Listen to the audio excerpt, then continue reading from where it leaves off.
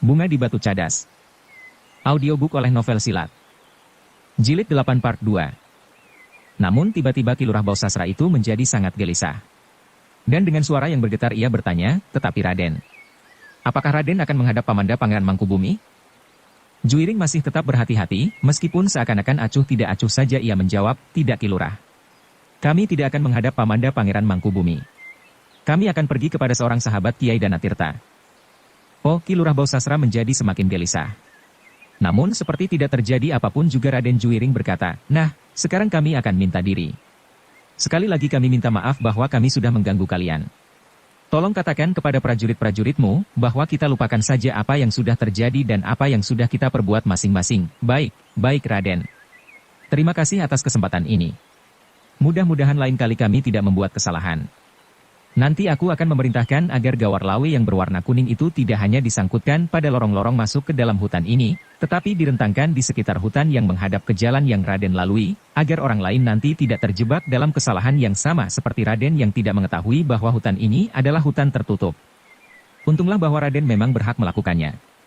Jika terjadi atas orang lain, akibatnya akan tidak menyenangkan bagi orang itu, meskipun sebenarnya ia memang tidak bersalah." "Baiklah," berkata Raden Juiring, "aku minta diri." Buntal dan Arum pun kemudian minta diri pula kepada Ki Lurah Bausasra. Mereka pun kemudian diantar oleh Ki Lurah itu sampai ke halaman dan selanjutnya meninggalkan barak penjagaan prajurit Surakarta itu. Beberapa langkah kemudian, Buntal bertanya kepada Juiring, "Jadi, bukankah Ki Lurah Bausasra agaknya tidak berpihak kepada kompeni, atau setidak-tidaknya tidak terlalu menjilat mereka?" "Mungkin sekali. Tetapi aku masih ragu-ragu. Kita tidak dapat berbuat tergesa-gesa terhadap orang yang belum kita kenal dengan baik. Mungkin Ki Lurah Bausasra sedang memancing kita.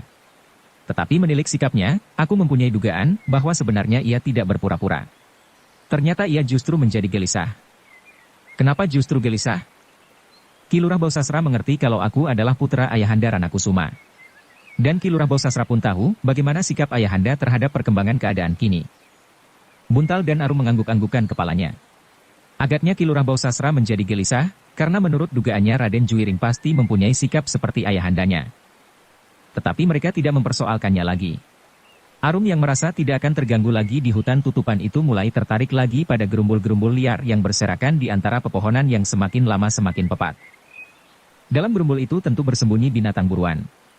"Kijang atau rusa," desisnya. "Atau harimau," sahut Buntal. "Apa salahnya seekor harimau?" "Tentu bukan harimau. Di sekitar tempat ini tentu tidak ada seekor harimau pun saat ini," desis Juiring. "Kenapa kau tahu?" beritanya Arum. "Lihat. Di sini banyak kera berkeliaran. Jika di daerah ini ada seekor harimau atau seekor ular yang besar, maka tentu tidak akan ada seekor kera pun yang tampak. Mereka akan menyisih jauh-jauh. Bahkan jika seekor ular besar sedang lapar dan mengikatkan ujung ekornya pada sebatang dahan yang besar, bukan saja tidak ada seekor kera pun yang tampak, tetapi juga burung-burung akan berterbangan pergi. Apabila arah angin tepat bertiup ke arah kita, maka kita akan mencium bau yang langu. Kau mengetahui banyak tentang hutan dan perburuan, aku dahulu sering ikut berburu seperti Adinda Rudira.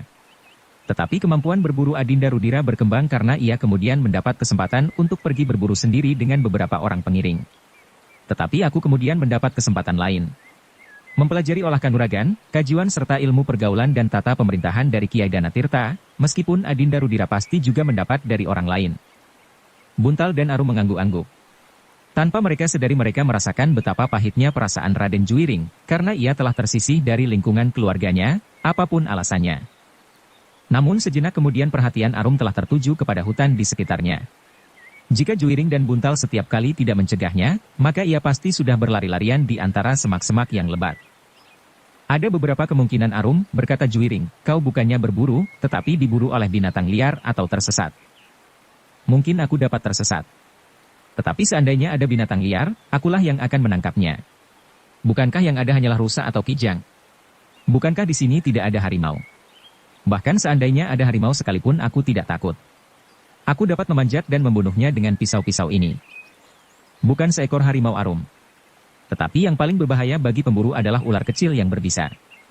Hanya orang-orang tertentu sajalah yang dapat mengobati gigitan ular weling, welang atau bandotan.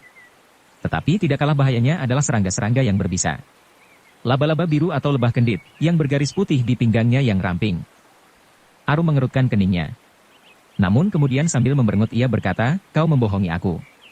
Aku percaya kalau di hutan ini banyak ular berbisa. Tetapi tidak dengan serangga-serangga semacam itu. Sebaiknya kau mempercayainya Arum, berkata Buntal. Kakang Juiring mempunyai pengalaman dan pengenalan atas hutan ini dan barangkali di hutan-hutan yang lain. Arum tidak menjawab. Tetapi wajahnya menjadi gelap. Dan tiba-tiba saja ia berkata, kita keluar dari hutan ini. Jika kita bertemu dengan peronda yang lain lagi, yang belum mengetahui tentang kita, maka kita harus berurusan lagi dengan mereka, dan lurah itu akan memaksa lagi aku membuka baju. Juiring dan Buntal tersenyum. Kalian menertawakan aku? Mereka tidak tahu Arum. Justru karena itu membuktikan bahwa kau pantas berpakaian seperti seorang laki-laki, sahut Buntal. Arum tidak menjawab. Tetapi ia berjalan lebih cepat. Lagi mendahului kedua saudara seperguruannya. Demikianlah akhirnya mereka pun keluar dari hutan tertutup itu. Mereka berjalan menyusur jalan sempit di pinggir hutan itu. Dan sebenarnya lah mereka di beberapa tempat melihat gawar lawe berwarna kuning sebagai pertanda bahwa hutan itu adalah hutan tertutup. Perjalanan mereka pun tidak terganggu lagi oleh keinginan Arum mencari binatang buruan di hutan, setelah mereka menjadi semakin jauh dari hutan tertutup itu. Bahkan kemudian mereka sampai di daerah Pategalan yang sudah ditanami dengan berbagai macam pohon buah-buahan. Dan sejenak kemudian mereka pun sampai di bulak persawahan yang panjang. Ketika matahari menjadi semakin rendah di barat, maka mereka pun beristirahat di bawah sebatang pohon yang rindang. Namun mereka sama sekali masih belum dapat duduk dengan tenang, karena Sukawati masih cukup jauh. Apalagi perjalanan mereka terganggu oleh prajurit-prajurit yang bertugas di hutan tutupan itu.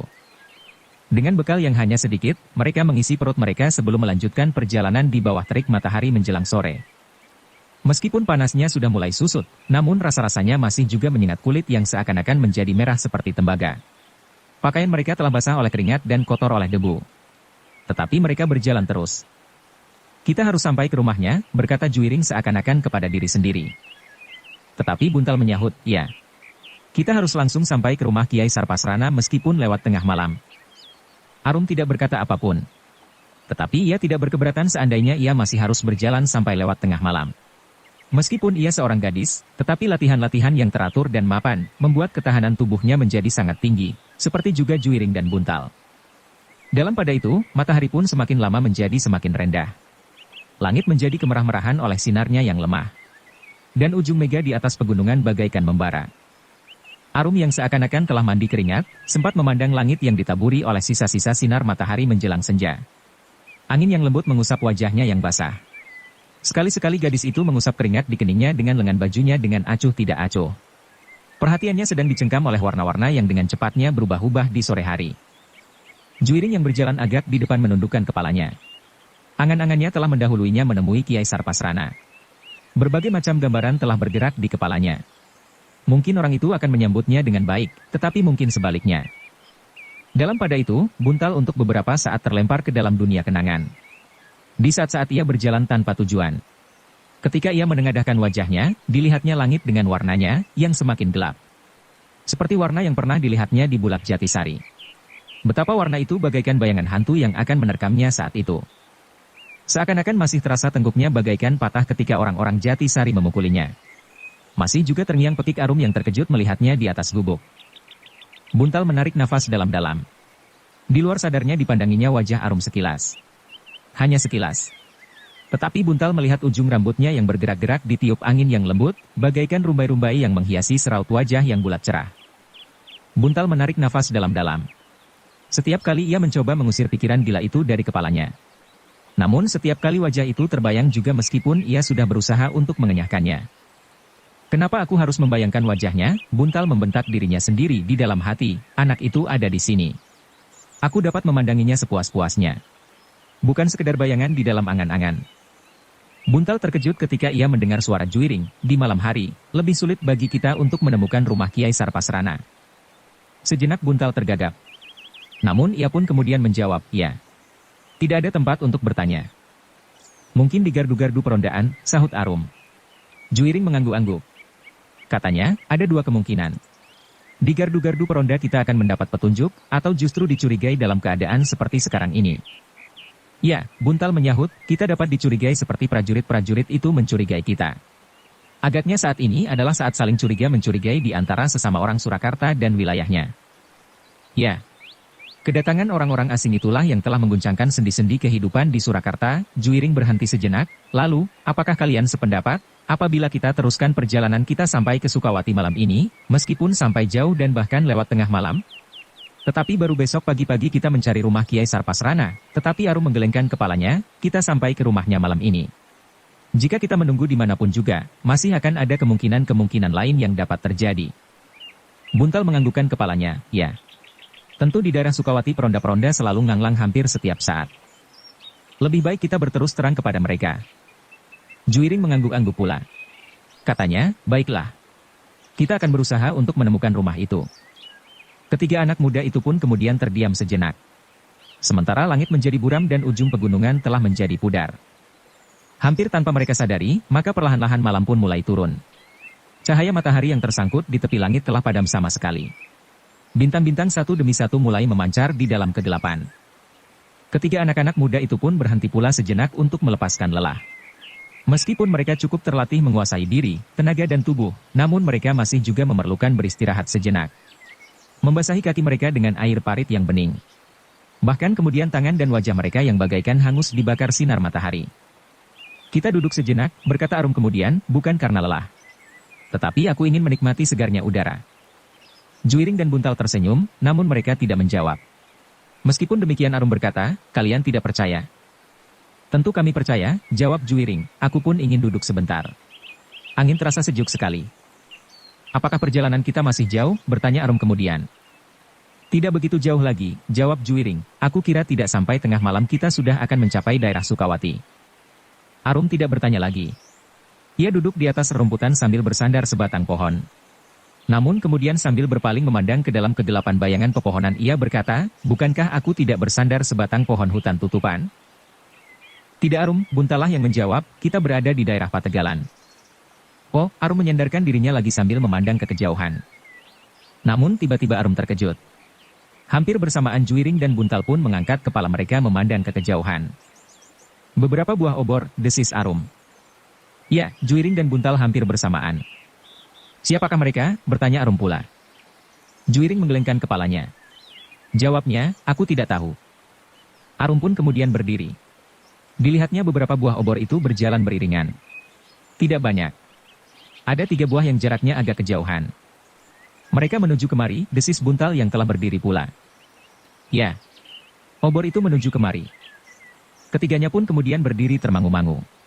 Mereka memandangi obor yang semakin lama menjadi semakin dekat itu dengan saksama. Mereka akan melewati jalan ini, berkata Arum, kemudian Juiring merenung sejenak, lalu, kita bersembunyi, menyingkir, beritanya Arum. Tidak. Aku ingin melihat siapakah mereka. Buntal menganggukkan kepalanya sambil bergumam, ya, kita bersembunyi di balik semak-semak untuk melihat siapakah mereka itu. Demikianlah ketiganya pun kemudian segera bersembunyi di balik semak-semak yang rimbun. Apalagi di dalam gelapnya malam. Hati-hatilah, jangan menimbulkan suara apapun yang dapat menarik perhatian mereka, berkata Juiring. Kedua adik-adik seperguruannya itu tidak menjawab. Tetapi mereka menyadari bahwa apabila mereka membuat kesalahan, maka akibatnya tidak dapat dibayangkan karena mereka tidak mengetahui siapakah yang akan lewat itu. Arum yang telah mendapat pengalaman dari kesulitan yang dialaminya di hutan tertutup itu pun menjadi agak berhati-hati. Apalagi apabila mereka berhadapan dengan orang-orang yang sama sekali tidak diketahuinya.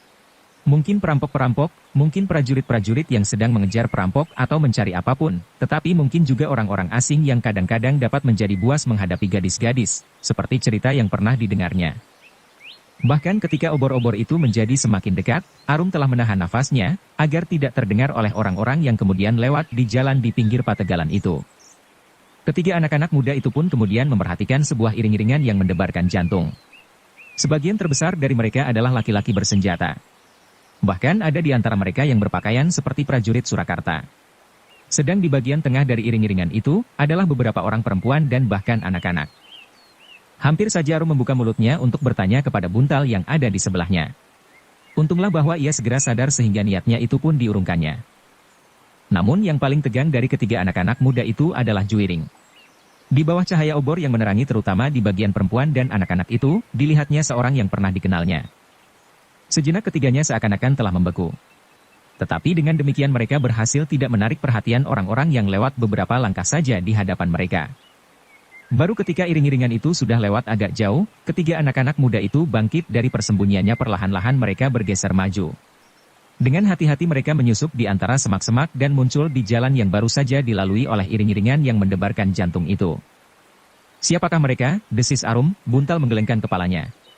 Katanya, "Aku tidak tahu." "Apakah belum ada orang yang kau kenal sama sekali?"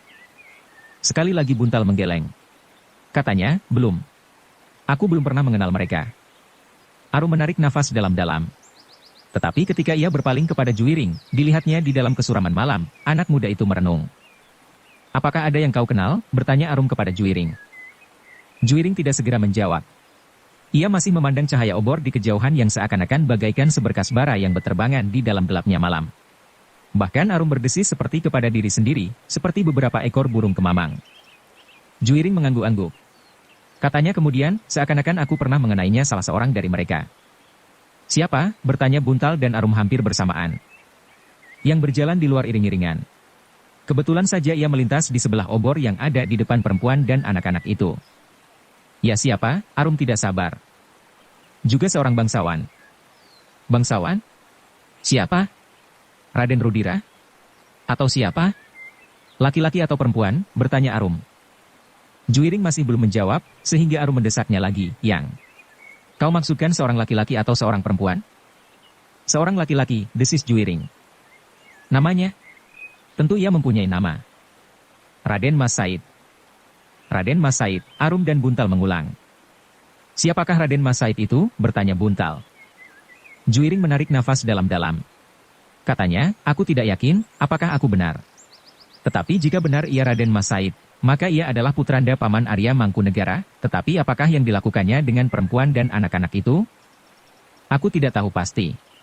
Tetapi menilik sikapnya, apabila ia benar-benar Raden Mas Said, maka ia pasti sedang menyingkir dari Surakarta. Laki-laki bersenjata itu adalah pasukannya dan perempuan itu pasti keluarga mereka. Sikap Pamanda Arya Mangkunegara pun sudah jelas bagi Surakarta." Buntal menarik nafas dalam-dalam. Sambil mengangguk-anggukan kepalanya ia berkata, "Ternyata bahwa Surakarta benar-benar terbelah.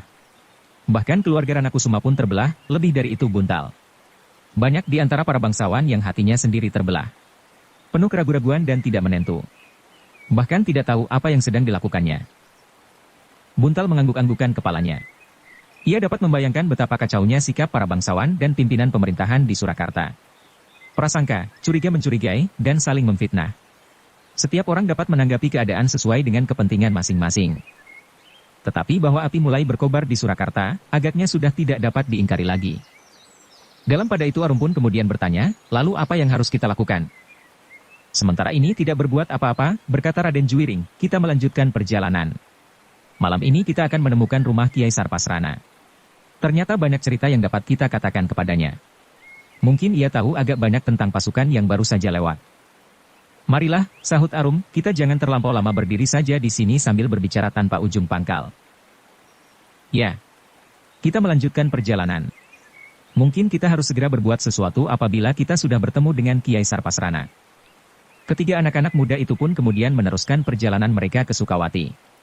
Meskipun mereka telah menempuh perjalanan yang cukup panjang, namun karena kemauan yang mantap di dalam hati, maka tampaknya mereka sama sekali tidak menjadi lelah. Apalagi tubuh mereka telah cukup terlatih, sehingga mereka mampu mengatur tenaga yang ada di dalam diri mereka sebaik-baiknya. Di sepanjang perjalanan mereka kemudian, hampir tidak seorang pun yang berbicara.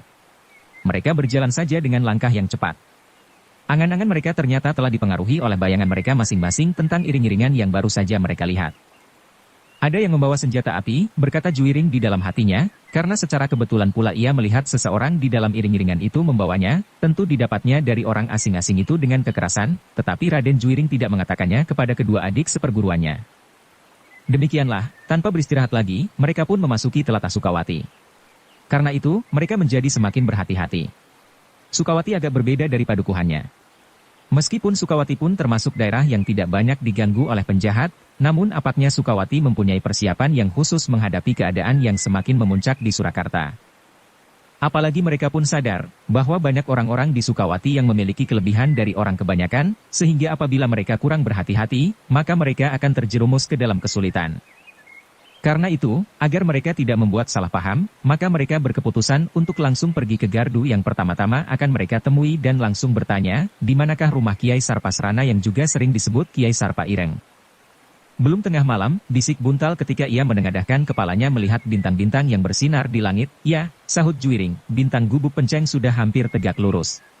Sebentar lagi kita akan menginjak tengah malam. Dan mudah-mudahan kita sudah sampai pada Kiai Sarpasrana. Arum mengangguk-anggukan kepalanya meskipun ia tidak menyahut sama sekali. Demikianlah, ketika mereka melihat cahaya obor di gardu perondaan, maka mereka pun langsung menghampirinya. Lebih baik mereka bertanya lebih dahulu daripada mereka dicurigai oleh para peronda itu. Para peronda yang ada di dalam gardu itu pun terkejut. Mereka segera berloncatan turun ketika mereka melihat 3 orang anak muda yang belum mereka kenal mendekati gardu mereka. "Siapakah kalian?" bertanya pemimpin peronda itu. "Kami datang dari Jatisari Kisanak," Juiringlah yang menyahut. "Siapa?" "Namaku Juiring. Keduanya adalah adikku." Peronda itu termangu-mangu sejenak, sedang Juiring menjadi berdebar-debar. Ia tidak sempat menyembunyikan namanya, apalagi membuat nama buat Arum jika ia dipaksa untuk menyebutnya. "Mudah-mudahan mereka tidak mengenal Raden Juiring dari Ranakusuman," berkata Juiring di dalam hatinya. Untunglah bahwa peronda itu sama sekali tidak mempersoalkan namanya dan tidak bertanya pula nama kedua adik seperguruannya. Yang ditanyakan kemudian adalah, "Kemanakah kalian akan pergi di malam begini?"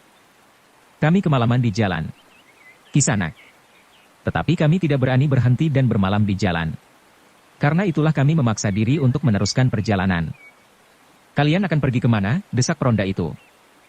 "Kami akan mengunjungi Paman Sarpasrana yang juga disebut Sarpa Ireng. Karena kami belum pernah melihat rumahnya, maka kami sengaja datang ke gardu ini. Juga agar tidak timbul salah paham, karena kami memasuki padukuhan ini di tengah malam." Peronda itu merenung sejenak. Kemudian ia pun berpaling kepada kawan-kawannya, tetapi tidak seorang pun yang mengatakan sesuatu. "Apa hubungan kalian dengan Kiai Sarpasrana?" bertanya peronda itu. "Ayahkulah yang mempunyai hubungan dengan Kiai Sarpasrana, tetapi tidak lebih dari seorang sahabat. Sekarang aku disuruh oleh ayahku untuk datang menemuinya. Tetapi kami belum pernah melihat rumahnya." "Apakah kepentinganmu atau kepentingan ayahmu itu?" "Tidak ada kepentingan apa-apa. Ayahku sudah lama tidak bertemu. Lalu disuruhnya aku menengoknya, apakah Ki Sarpasrana sehat-sehat saja." Peronda itu menjadi ragu-ragu. Ditatapnya saja wajah Juiring yang menjadi semakin kemerah-merahan oleh cahaya obor di gardu pemuda itu.